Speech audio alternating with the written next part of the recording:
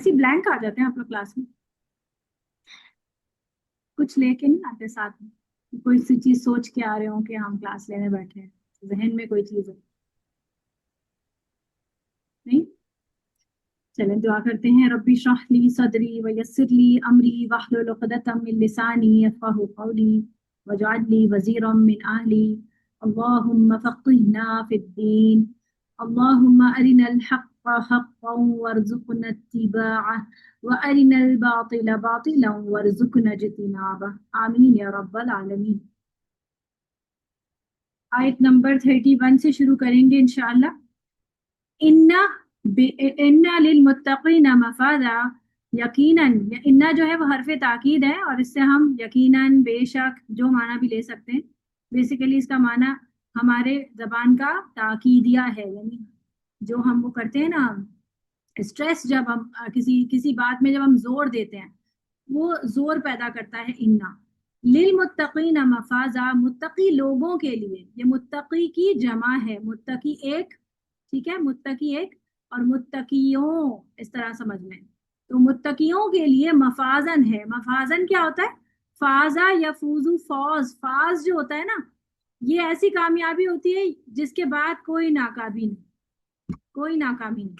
ایسی کامیابی جس کے بعد کوئی ناکامی نہیں، یعنی الٹیمیٹ کامیابی. یعنی آپ اگر جنت میں پہنچ جائیں گے تو اس کے بعد تو انسان کو کوئی ناکامی نہیں ہے. اللہ تعالیٰ بھی اس سے کیا کہے گا کہ جب جنتیوں میں سارے لوگ جنت میں پہنچ جائیں گے تو اللہ تعالیٰ تمام نعمتیں دینے کے بعد جنتیوں سے کہیں گے میں تمہیں کوئی ایک اور چیز دوں. تو اس پر جنتی کہیں گے کہ اللہ تعالیٰ اب اور کیا؟ تو اللہ تعالیٰ فرمائیں گے کہ آج کے بعد میں تم سے ناراض نہیں ہوں گا. مجھے 1 منٹ دیجیے گا.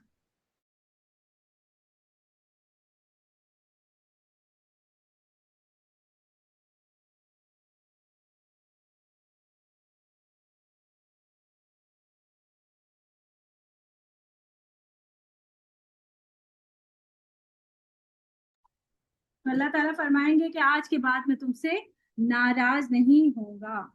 کتنی بڑی بات ہے. اس پر جنتی بہت زیادہ خوش ہو جائیں کہ اللہ تعالیٰ اب فائنلی ہم سے راضی ہو گیا ہے اور اب وہ ہم سے کبھی بھی ناراض نہیں ہوگا. یعنی کوئی انسان، اگر آپ دیکھیں کہ ہم اگر انسانوں کو ہی ہم اپنی ایگزامپلس میں لیتے ہیں نا، کہ آپ کسی کو خوش کرنے جائیں تو ایسا نہیں ہوتا کہ وہ زندگی بھر آپ سے خوش رہے گا. وہ شخص آپ سے کبھی زندگی میں ناراض بھی ہو سکتا ہے، وہ بار بار ناراض ہوگا. آپ ایون اپنے پیرنٹس کو بھی مستقل طور پہ ہر وقت راضی نہیں رکھ سکتے، وہ آپ سے کبھی نہ کبھی ناراض ہو جائیں گے. اور ہم اس دنیا میں آئے کس کو راضی کرنے کے لیے؟ کس کو راضی کرنے کے لیے؟ اللہ اللہ کو راضی کرنے کے لیے. تو وہ مقصد پورا ہو جائے گا. دنیا میں آنے کا مقصد جو ہے وہ ہمارا پورا ہو جائے گا. اور وہاں پر جب اللہ تعالیٰ فرمائیں گے کہ میں اب تم سے کبھی ناراض نہیں ہوں گا، تو اس بات پہ وہ لوگ خوش ہو جائیں گے، کیونکہ ان کا الٹیمیٹ گول دنیا میں بھی یہی تھا اور آخرت میں جا کر بھی ان کے ذہن میں یہی مستقل ایک چیز تھی کہ اللہ ناراض نہ ہو جائے، اللہ ناراض نہ ہو جائے. اور پھر جا کر وہ الٹیمیٹلی جنت میں پہنچ جاتے ہیں، اور جنت میں پھر اللہ تعالیٰ ان کو یہ خوشخبری دیتے ہیں. اللہ تعالیٰ ہمیں، مجھے اور آپ کو ان لوگوں میں شامل فرمائے انشاءاللہ. آمین. تو اہل شقاوت، شقاوت شقی سے ہے، یعنی یہ متقی کا اپوزٹ ہے. یعنی جو لوگ بدنصیب تھے نا، شقی، شقی اس شخص کو کہتے ہیں عربی زبان میں شاہ شین قاف، یا جو بدنصیب ہوتا ہے، صحیح ہے، جس کا نصیب خراب ہوتا ہے. یعنی کہ پیچھے کس کی بات ہو رہی تھی؟ پیچھے کس کی بات ہو رہی تھی؟ جہنمیوں کی، جہنمیوں کی بات کرتی. تو بدنصیب ہوئے نا، تو بدنصیب ہی انسان وہاں پہنچے گا. تو ان کے تذکرے کے بعد اہل سعادت کا تذکرہ کیا جائے، یعنی کہ کیا ہے، یعنی وہ لوگ جو سعادت حاصل کرتے ہیں. ہم کہتے ہیں نا کہ ہمیں بھی یہ سعادت مل جائے، تو نعمت، یعنی اہل نعمت لوگوں کا تذکرہ کیا جاتا ہے، اور جن سے حیات اخروی میں وہ بہراور ہو جائیں گے. حیات اخروی یعنی آخرت کی زندگی، اس میں بہراور ہوں گے، یعنی کہ پوری طرح سے نعمتوں سے بھرے ہوئے ہوں گے، ایک طرح سے سمجھ لیں کہ انہیں مل چکی ہوں، اویلڈ ہوں گے. یہ کامیابی اور نعمتیں انہیں تقوی کی بدولت حاصل ہوں گی. تقوی اہل ایمان اور اطاعت کے تقاضوں کی تکمیل کا نام ہے. تقوی کیا چیز ہے؟ ایمان اور اطاعت کے تقاضوں کی تکمیل کا نام ہے. بات سمجھ آ رہی ہے؟ یعنی جو بات ہم کہتے ہیں نا کہ لا الہ الا اللہ، تو یہ میرا صرف قولی اقرار ہے، یہ میں نے منہ سے بولا نا لا الہ الا اللہ. جب میری زندگی اس لا الہ الا اللہ کے محور کے اندر آ جائے گی اور اسی پر پوری طرح سے انسرکلڈ ہوگی، اسی پر گھومتی ہوگی، اور اسی بات کو میرے ذہن میں، مطلب میری زندگی اسی ایک چیز کا احاطہ کرتی ہوگی، تو ہم اس کو کیا کہتے ہیں؟ پھر وہ ہمارے تقویٰ میں انہینسمنٹ بھی ہوگی، اور اسی کا نام بیسیکلی تقویٰ ہے. بات سمجھ آتی ہے؟ بات سمجھ آ رہی ہے نا کہ تقویٰ کیا جی. ہے؟ کہ آپ ایک انسان کہہ رہا ہے کہ لا الہ الا اللہ، یعنی اس کا مطلب ہے کہ میں کسی کو رب نہیں بناؤں گی سوائے اللہ کے. تو اس کا مطلب یہ ہے کہ میری زندگی میں پھر اور کوئی رب ہونا نہیں چاہیے. رب کون ہوتا ہے؟ جس کی طرف رجوع کیا جاتا ہے. رب وہ ہوتا ہے جس کے بارے میں ہم یہ سوچتے ہیں کہ یہ ہمیں پروٹیکٹ کرے گا. رب وہ ہوتا ہے جس سے امید لگائی جاتی ہے. رب وہ ہوتا ہے جس سے استعانہ مانگا جاتا ہے. استعانہ کیا ہوتا ہے؟ استعانہ کسی کو پتہ ہے کیا ہوتا ہے؟ ایاک نعبد و ایاک نستعین. مدد. مدد. اور استعانہ مدد. کیسی مدد ہوتی ہے؟ نصر اور مدد میں، استعانہ میں کیا فرق ہوتا ہے بتایا؟ کی طرف رجوع کرتے ہیں، اسی سے مدد مانگتے ہیں. رجوع کرنا. نصر اور استعانہ دونوں کا مطلب تو مدد ہی ہے، لیکن ان میں کوئی ایک باریک سا نقطہ ہے، تو وہ آپ کو پتہ چلتا ہے، وہ میں نے پہلے بھی بتایا ہے کبھی. نستعین میں ہوتا ہے جب آپ مطلب اپنی طرف سے پوری کوشش کر لیتے ہیں، اور پھر ہاں، آپ اللہ سے کہ اللہ تعالیٰ میں نے اپنی طرف سے پوری کوشش کر لی کہ اب آپ ہی ہیں آگے جو مجھے مدد کر سکتے. جو جسے کہتے تدبیر ہیں اور دعا کے نتیجے میں جو مدد ملتی ہے اس کو استعانہ کہتے ہیں. اور وہ مدد جو بس خود سے آ جاتی ہے وہ مدد ہوتی ہے، وہ نصر ہوتی ہے. جو تدبیر کے بعد، یعنی اپنی تدبیر کر لینے کے، اپنی پوری کوشش کر لینے کے بعد جب ہم دعا مانگتے ہیں اور اللہ پہ چھوڑ دیتے ہیں، تو جو مدد اللہ کی طرف سے آتی ہے اس مدد کو استعانہ کہا جاتا ہے. اور یہی ہم سے مانگنے کو کہا گیا ہے. صرف دعا مانگتے رہنا جو ہے کہ اللہ ہماری مدد کر دے، اللہ ہماری غیب سے مدد کر دے، اور بس مدد کر دے اور کچھ نہ کر رہا ہو انسان، تو اس کو نصر کہتے ہیں. لیکن وہ ہر وقت نہیں اویلیبل ہو سکتی ہے نا. وہ نصر جیسے کہ بدر میں بھی استعانہ بھی تھا، نصر بھی تھا، کہ انہوں نے اپنی پوری کوشش کر لی. وہ تو لڑنے مرنے کو آ گئے نا مسلمان، سامنے سے اتنی بڑی فوج آ رہی ہے، پتہ ہے کہ پتہ نہیں شاید اب مر جائیں گے، کیونکہ اتنا اسباب ہیں، نہ اتنی تلواریں ہیں، نہ اتنے گھوڑے ہیں، نہ اور چیزیں ہیں. اس کے باوجود وہ اتنی بڑی فوج سے لڑ رہے ہیں. تو یہ کیا کر رہے ہیں؟ یہ تدبیر ہے، اپنی کوشش کر رہے ہیں، اور ساتھ اللہ تعالیٰ کے دعا بھی مانگ رہے ہیں. تو استعانہ بھی آ رہا ہے، مدد بھی آ رہی ہے. تو ہم جب اپنے کام کرتے ہیں نا، جب ہم اپنی ایفرٹس ڈالتے ہیں، تو ہمیں اللہ تعالیٰ سے تبھی امید ہو کہ ہماری یہ بات جو ہے وہ اللہ تعالیٰ پوری کرے گا، یہ کام جو ہے ہمارا پائے تکمیل تک پہنچے گا. اس کو کہتے ہیں استعانہ. صحیح ہے؟ اپنی پوری مدد اپنی پوری ایفرٹ کر لینے کے بعد. اس پر ایک فریز ہے، قرآن مجید کی آیت ہے بلکہ، جو بہت انگریز بھی بہت بولتے ہیں. وَنَصْرٌ مِّنَ اللَّهِ وَفَتْحٌ قَرِيبٌ. God help those who help them. ہاں جی، پہلے ٹکرا میرا. God help those who help themselves.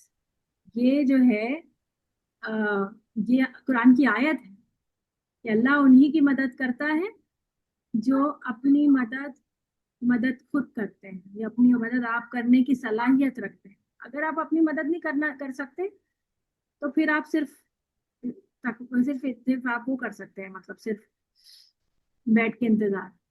اچھا، خوش قسمت ہیں وہ لوگ جو ایمان لانے کے بعد تقوی اور عمل صالح کا اہتمام بھی کرتے ہیں. اللہ تعالیٰ اللہم جعلنا منہم، یا جعلنا اللہ منہم، کہ اللہ تعالیٰ ہمیں ان میں سے بنا دے. دعا ہے، آمین. آگے کیا ملے گا؟ ایک تو یہ کہ بتا دیا کہ وہ تو لوگ متقی جو تھے وہ کیا ہو جائیں گے؟ الٹیمیٹ کامیاب ہو جائیں گے. اب ان کو کیا کیا ملے گا؟ یہاں پر اس کا ذکر ہو رہا ہے، تذکرہ. حدائق و اعنابا. حدائق جو ہوتا ہے وہ چھوٹے باغیچے کو بھی کہتے ہیں اور باغ کو بھی کہتے ہیں. حدائق ایک تو جنت ہوتی ہے نا، جنت تو بہت بڑی ہوتی ہے، حدائق اس سے چھوٹا لفظ ہے، یعنی کہ اس سے چھوٹی جنت.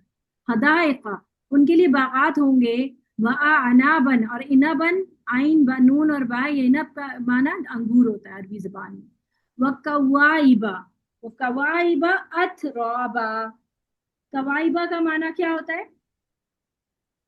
कवाइब जो है वो काइबातुन की जमा है और ये काब से निकला है, इसका माना होता है टखना।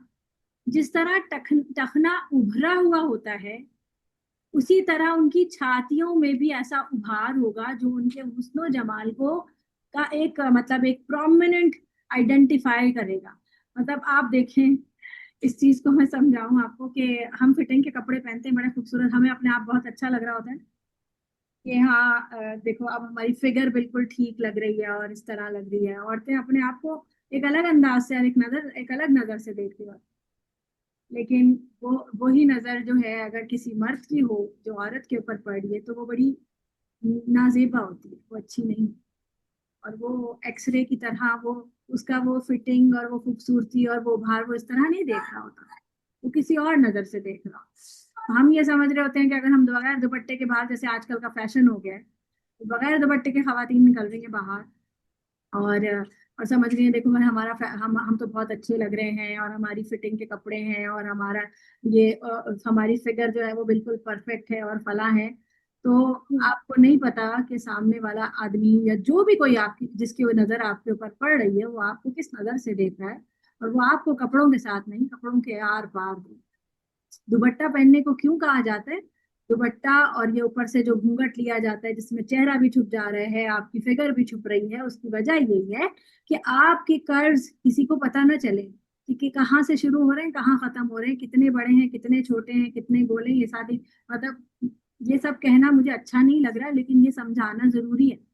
बहुत सी खवातीन इस चीज को शायद इस नजर से सोचती नहीं है कि हम जो है हम तो बस अच्छा लग रहा है, बस हम फिटिंग कपड़े पहने, हम जरा अपने सारे कर्ज नुमाया करें तो हम अच्छे लगेंगे। तो आप अच्छे नहीं लग रहे। और अल्लाह ताला ये हाँ ये बता रहे हैं ना कि इंसान यानी ये मर्दों के लिए है ना, ये हदाय का कवाइबा अतराबा औरतों को तो नहीं मिलेगा, किसको मिलेगा? वहां पे मर्दों के लिए मिलेगा। तो मर्दों को ये बताया जा रहा है, तो दिखा ये चीज को प्रोमिनेंट किया जा रहा है, इसका मतलब ये है कि उनके लिए अट्रैक्शन का बायस है। और दूसरी चीज क्या दी जा रही है यहाँ पे? अतराबन।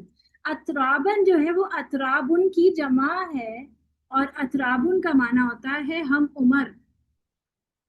नहीं सॉरी, अतराबन जो है वो अतराबुन ही है, जमा नहीं है लफ्ज है ये, बस पेश और जबर का फर्क है। इसका माना होता है हम उम्र। हाँ, यानी कि अपनी एज की होंगी, छोटी नहीं होंगी, अपनी उम्र से बड़ी नहीं होंगी, बल्कि हम उम्र होंगी।